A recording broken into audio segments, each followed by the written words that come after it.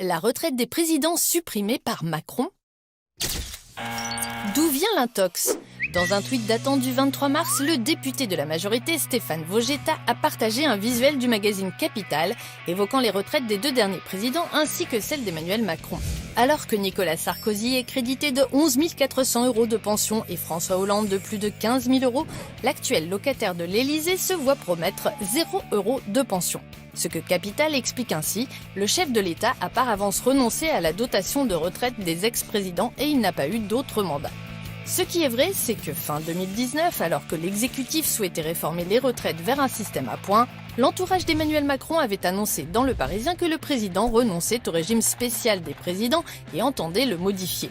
Selon l'article 19 de la loi du 3 avril 1955, il est attribué aux anciens présidents de la République française, sans aucune durée de cotisation exigée, une dotation annuelle de quelques 6 200 € bruts par mois.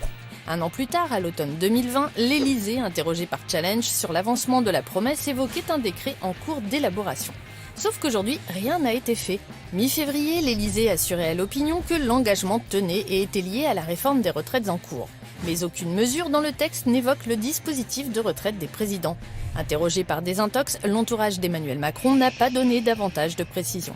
Tant et si bien que plus de 3 ans après, l'engagement du président de renoncer à son régime très spécial n'est toujours qu'une promesse qui n'a encore été suivie d'aucun effet.